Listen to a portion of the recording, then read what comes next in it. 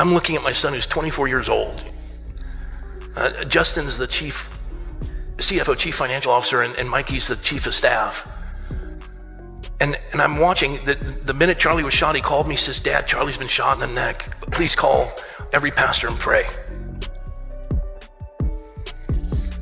It's okay, son. He has wits about him. He was just directing. So it seems like somebody's lying.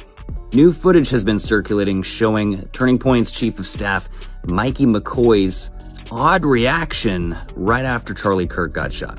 Right after Charlie Kirk got shot, Mikey McKoy can be seen plugging his ears and instantly turning around and walking away slowly. People are noticing that he's on a cell phone talking to somebody.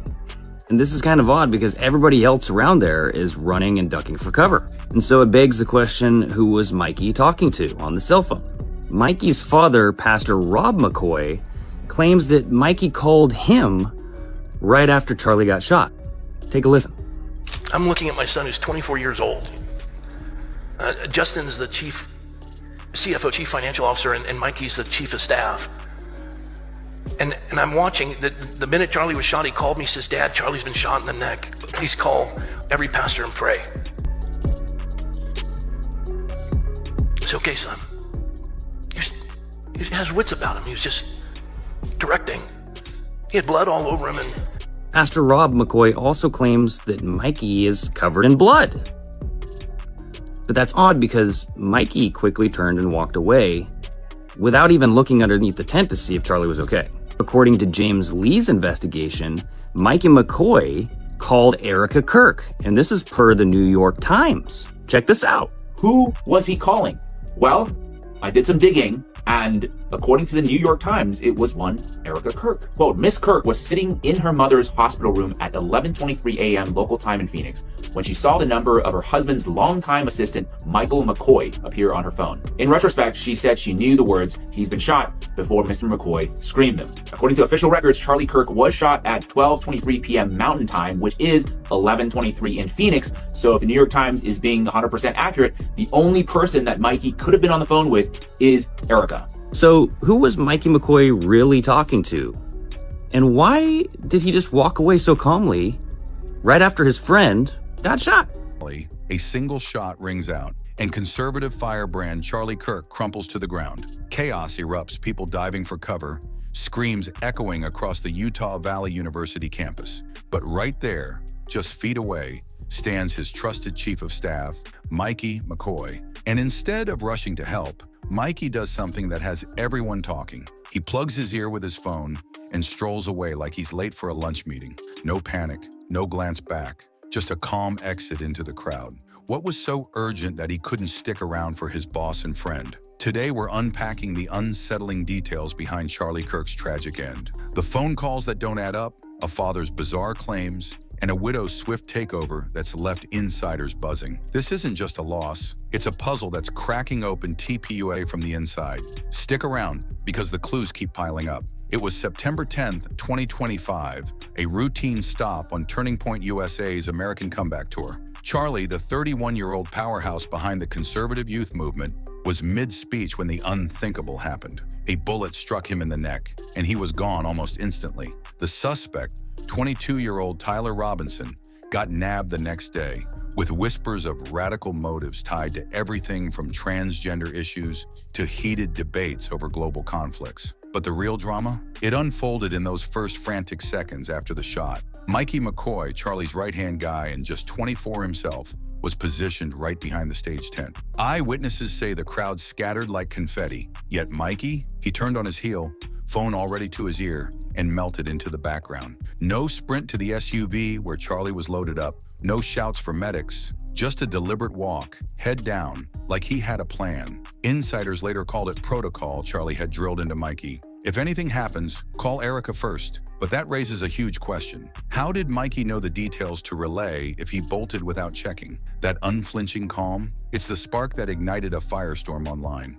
But who was on the other end of that urgent call? Here's where the stories start clashing like bad breaks. Erika Kirk, Charlie's wife and now the face of TPUSA, says she was in a Phoenix hospital room with her mom at exactly 11:23 a.m. local time when Mikey's number lit up her screen. She told the New York Times she sensed trouble before he even screamed the words, "He's been lost, get the kids, get security." Phoenix is an hour behind Utah, so that lines up with the 12:23 p.m. shot time from the FBI.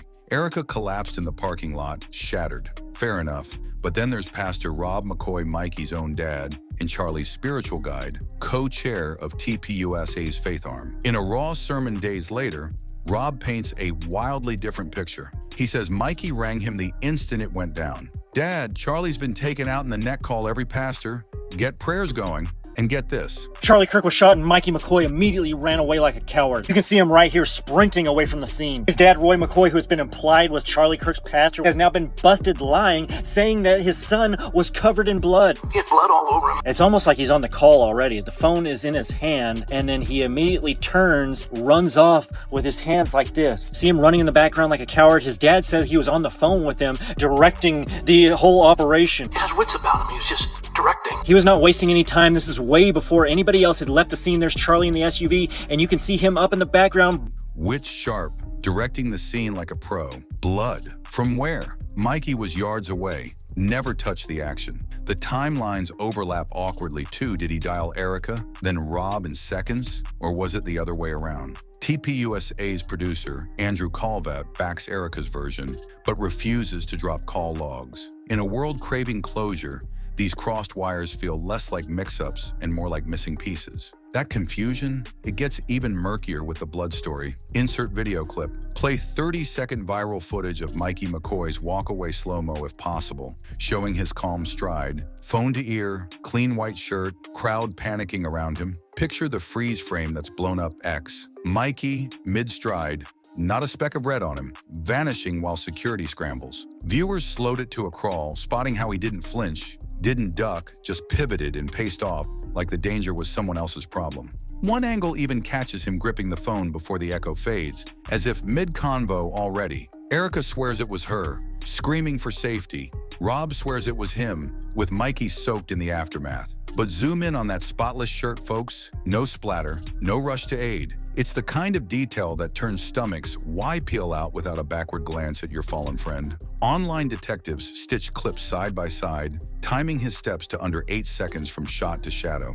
Was it drilled in duty or something colder? The video doesn't judge, but it sure makes you wonder. And viewers couldn't unsee it, and then came the father's words that lit the fuse. Fast forward to September 14th, a church packed with mourners, and Pastor Rob McKoy steps to the pulpit for what he calls the martyr's seed of revival. Charlie's being hailed as a modern saint, a patriot who funneled politics straight to faith. But midway through, Rob drops a line that sucks the air out. He's gushing about his son's Justin's the steady CFO, but Mikey's the star chief of staff. And then, casual as coffee, he reveals succession talks were already in motion. If the Lord gave Charlie a choice to come back, knowing what his passing would spark, he'd say, no, stay gone. It's like he forgot the mic was hot, painting a picture of prepped plans in a 31-year-old's inner circle. The room shifts, whispers ripple. Worse, he doubles down on the blood tale. Mikey directing amid the mess. By evening, the full sermon's yanked private on YouTube, bot attacks or not,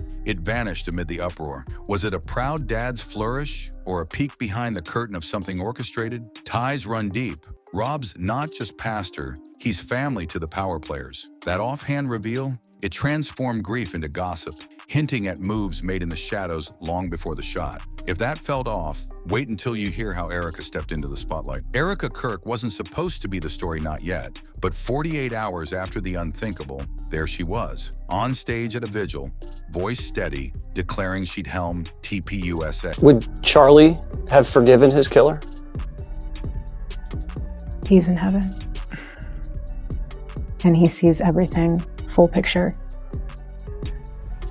And I truly believe that if the Lord, which this does not happen, but if the Lord gave him an option to return back to earth, and if the Lord said, this is what your death is going to be the catalyst for, do you want to go back and exchange it? He'd say no. Wow. He'd say no. Hey, so, this was weird, yeah? Come here, guys. Can we talk privately? That was pretty weird, huh? Hey, Republicans, come here. You don't got to tell anybody this. That was pretty weird, right? You want to watch it again? Sure. And if the Lord said, do you want to go back? He'd say no. Wow. He'd say no. He'd look God right in the face and he'd say, no. Yeah? He'd stay dead? If he knew what his death would be a catalyst for, what, all the memes? I don't want to see Erika Kirk trotted out on Jesse Waters politicizing her husband's death again. I'm not going to sit here and act like that's not performative bullshit. I'm not. I can't. And I'm not saying she's not grieving, but we all watched this same clip together. What happened to Charlie was horrible, whether you fuck with them or not. You guys know I don't like them. And I don't want to critique the grieving, but what choice do I have? not even on some conspiracy theory shit like I could be. Dude, if I was Charlie, I would be pissed. Days later, she's hugging Donald Trump, sharing stages with J.D. Vance, her soft-spoken style wrapping hardline views in a veil of grace. Podcasts, conferences, she's everywhere. Grief woven into every soundbite like a badge. God's plan, she captions, tears glistening just so. But pause those clips. Tissues dab dry cheeks. No real streams. Fireworks explode at the memorial like a rally kickoff. Geo-fencing scoops attendee data for the cause. Insiders murmur she was primed. The holy widow softening the edges of white Christian nationalism. That Trump embrace? Less solace. More shield-making redemption feels safe. Fury feel faithful. I've been watching Erika Kirk, and I don't mean like one clip, right? I mean watching her, watching how she moves, how she positions herself, how she's being used. And I can't lie, it's getting weird. Because when your public grief starts looking like an Adam and Eve commercial, that's not faith. That's branding.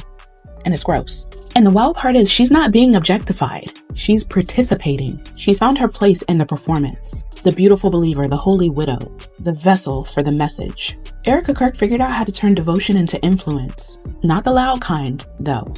The curated, palatable kind. You know, the one that makes far-right politics look gentle. She wraps white Christian nationalism in soft femininity, in perfectly timed tears and God's plan captions. And the people around her are eating it up. Because every movement like this needs a face. Someone who makes extremism look nurturing instead of dangerous. She's not on stage with men like J.D. Vance by accident. She's there because she makes his ideology look marketable. She's proof that the patriarchy will always find a woman to front the campaign. But real talk, since her husband died, she's been everywhere. Podcasts, conferences, stages. Grieving publicly in a way that doesn't feel accidental. Because grief sells when it looks holy. When it sounds like faith instead of fury. That hug with Donald Trump, that wasn't a spiritual moment. That was a moment designed to make people feel safe with him. Because nothing says redemption like a woman weeping in your arms, right? And whether she realizes it or not, she's become the emotional shield of a movement. She absorbs the criticism, softens the image, right? She sanctifies the message. So here's the thing, Erika Kirk is not naive. She is strategic. But when your brand becomes a faith-based fairy tale, you start serving a system that'll never serve you back. Because to them, she's only as valuable as her pain. The second she stops crying on cue, the second she stops being useful, they'll find another soft-spoken believer to stand in that same light and call it revival. That's how these movements work. They sanctify women's suffering as proof of men's virtue. So yeah, I've been watching Erika Kirk, and the more I see, the clearer it gets. This isn't about faith, this is about optics. She's not spreading Christianity, she's selling comfort. All for a movement built on control. And one day, because it will come, the day when she stops fitting that narrative, the same hands holding her up are going to drop her. Because in that world, women like Erika aren't partners, they're props. And props are always replaceable.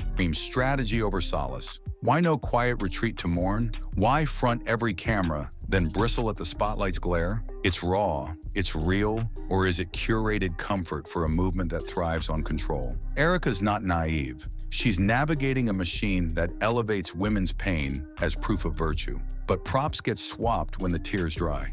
But amid the tributes, wild whispers started swirling. And oh boy, did they swirl. Candace Owens, once TPUSA comms whiz and Charlie's road warrior, drops a podcast bombshell. 10 verifiable lies from the inner circle. Blood on Mikey? Fabricated? Charlie's unwavering Israel stance? Phony, he'd soured lately. Audits clean? Smoke and mirrors. Even the hero tag on Mikey, who skipped 911 for that mystery dial. Owens ties it to Gaza gripes, hints at foreign strings pulling from afar. X erupt, threads dissect dummy hands and funeral pics. $150 million donor flips post-passing.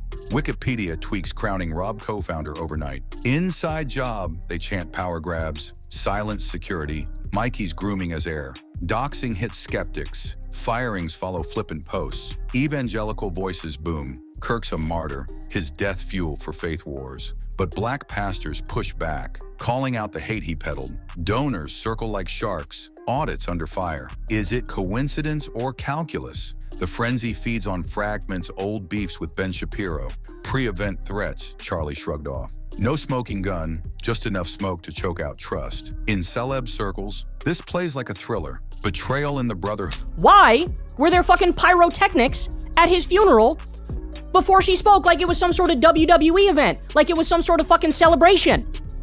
Why did she immediately come out and say, I'm gonna take over Charlie's position at TPUSA? Don't you think that the overwhelming majority of people, especially if you're torn up psychologically and mentally, wouldn't you say, you know what, I'm gonna step back from the spotlight. I'm gonna have some time to mourn. I'm gonna have some time to reflect. I'm gonna have some time to rethink my life. I'm gonna have some time to get my shit together since I just lost my fucking better half. No, she immediately jumped in and said, I'm gonna take Charlie's position at TPUSA. Why are there videos that are all over social media, and they are, you can't deny it, of her crying, but it's 100% proven there are no tears. She's got the tissue, she's doing the thing, but then you zoom in, there's no tears. Why is that happening? You could yell at me for acknowledging reality, but I'm fucking acknowledging reality, and everybody knows it. Everybody knows it. Why is she hopping in front of every camera? Why is it that she's putting herself front and center, but then getting mad when people react? Does all this leave TPUSA's future? Picture Turning Point USA at a crossroads. Campus chapters booming, faith arms surging, but shadows lengthening. What I think is happening is you're going to see JD Vance's wife disappear soon. Some way, shape, or form. They're going to get a divorce, something. He's going to marry Erika Kirk and solidify the base. Wow. Mark my words. Because think about that. And also think about the other thing. I mean, the rumors floating around that now that Charlie's not there, they took the $150 million that they offered Charlie that he turned down. So is she supposed to be, yeah, I know what you're talking about. So is she supposed to be the leader of She is the leader. She's the leader Yeah. and the voice of Turning Point as of right now. Now think about Turning Point for a minute. Okay, since we're talking about the traveling tiny hats. They funded Turning Point USA as a street team, basically. They ran through the colleges and promoted the agenda. Exactly. Right? Yeah. So when Charlie Kirk got to a certain point and then started to question Dad slapped the shit out of him. Yeah. But now that he's gone, all the policies are reverting back to pre-Charlie talking shit. X account posts on. Radio chair empty like a haunting. Mikey's mic'd up at summits. Amazing intros rolling. Rob preaches revival from the ruins. Yet the questions linger like echoes. Call logs. Full timelines. Who greenlit the script? This isn't closure. It's a cliffhanger. Turning private pain into public spectacle. Was it a lone radical's rage? Or ripples from deeper divides ideology, Israel, insider ambitions? Charlie built an empire on bold truths. Now his legacy teeters on unspoken ones. In a media machine that devours doubt, one thing's clear: shadows sell stories. What do you think who's holding the real cards? Drop your take below, smash like if this hooked you, subscribe for the next deep dive. Because in this world, the truth, it's always the plot twist we least